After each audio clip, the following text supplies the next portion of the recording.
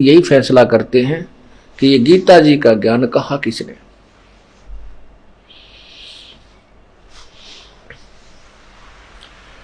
ये काल कौन है? ये काल ब्रह्मा विष्णु महेश का पिता है।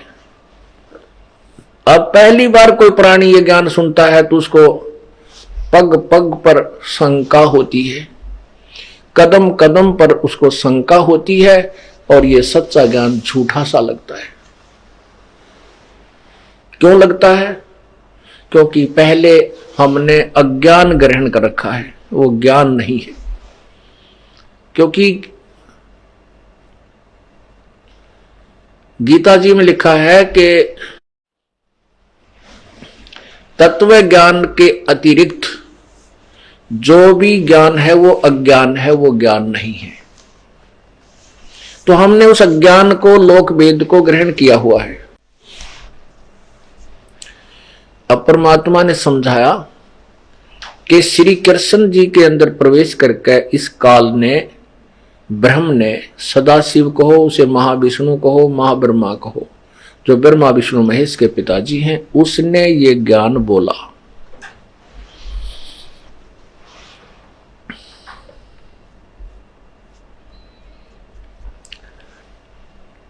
अब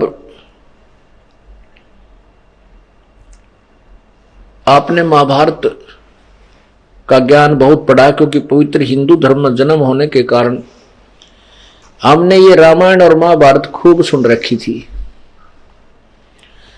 उसमें क्या होता है कि ये महाभारत का जो युद्ध किस कारण से हो रहा था, कौरव और पांडव ये दोनों आपस में चचेरे भाई थे, चाचे ताऊ के लड़के थे।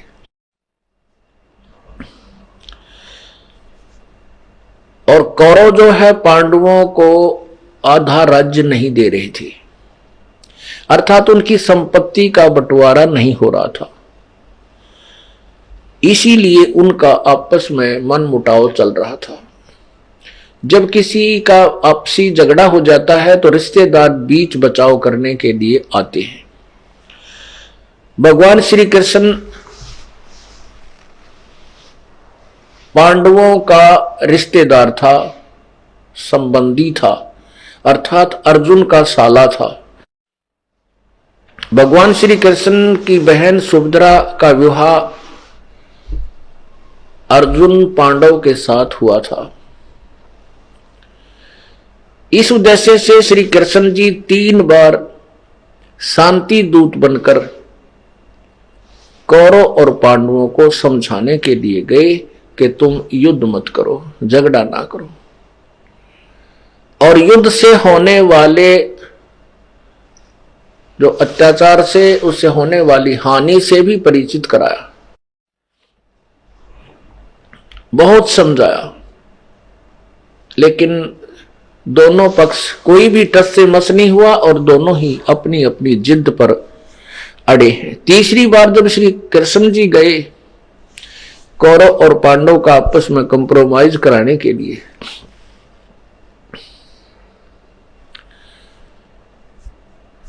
तो श्री कृष्ण जी ने सोचा कि कहीं ये पांडव मेरे रिश्तेदार हैं और ये इसलिए करड़े हो गए हैं, इसलिए अपनी जिद को नहीं छोड़ रहे हैं कि हमारे साथ श्री कृष्ण जी हैं और हमारी युद्ध में विजय होगी ही होगी। इसलिए युद्ध को टालना अति आवश्यक जानकर श्री कृष्ण जी ने उन दोनों कौरव और पांडव के समक्ष यहां तक कह दिया कि भाई ठीक है, तुम नहीं मानते हो और तुम कह रहे हो कि हमने अपने अपने पक्ष के राजाओं की लिस्ट भी बना ली है, कौन हमारे साथ होगा, कौन हमारे साथ।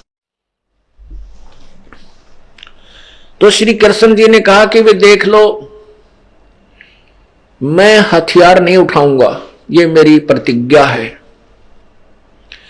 और एक तरफ मेरी सेना पूरी होगी, एक तरफ मैं होऊंगा। जिसने भी चाहिए, मुझे जो मांगना चाहे वो एक तरफ मैं आऊंगा, एक तरफ मेरी सेना होगी। मैं और सेना एक तरफ, एक साइड नहीं होंगे। हम अलग अलग होंगे। अब श्री कृष्ण जी को यह भी मालूम था कि पांडव शर्म के मारे मुझे ही मांगेंगे, क्योंकि वो मेरे संबंधी हैं, रिश्तेदार हैं, और इसलिए पांडव युद्ध करना त्याग देंगे कि श्री कृष्ण ने तो युद्ध करेगा और सेना दूसरी तरफ होगी तो हमारी पराजय निश्चित है, इसलिए ये युद्ध नहीं करेंगे। भगवान श्री कृष्ण जी ने ये सोच करके ये निर्णय सुना दिया।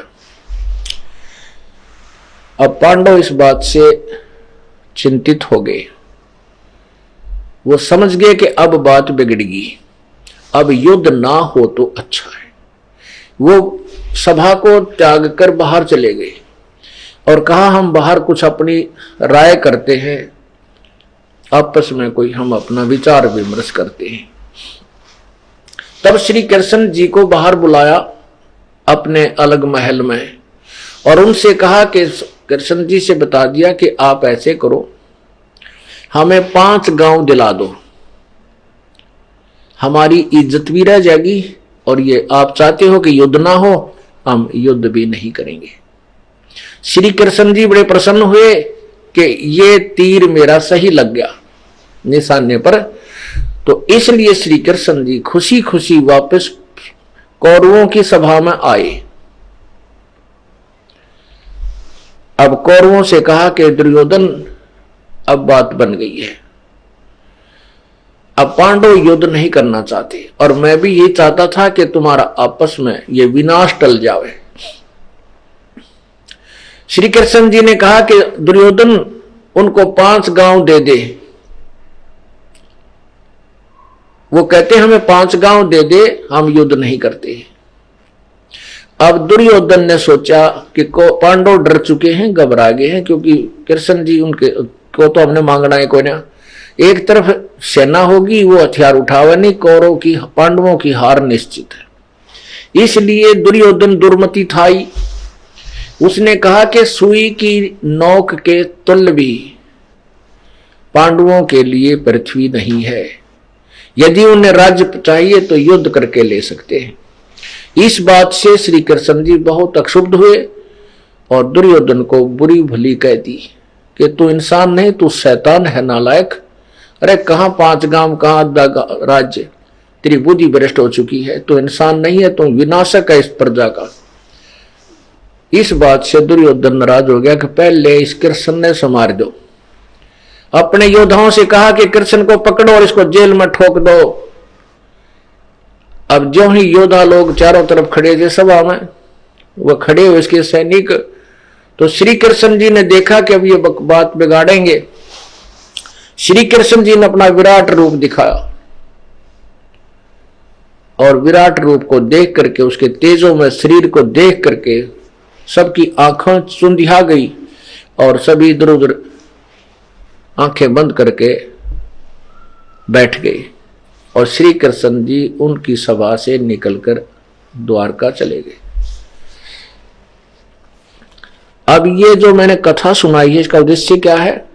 ये निर्णय करने के लिए कि गीता जी का ज्ञान कहा किसने है, श्री कृष्ण ने बोला है या उस काल ने बोला है जो ब्रह्मा विष्णु महेश का पिता है। अब ये तो कथा जो मैंने आपने सुनाई, आपने खूब सुन रखी थी कि ऐसा हुआ है, महाभारत में लिखा है, पढ़ा है, सुना है। अब गीता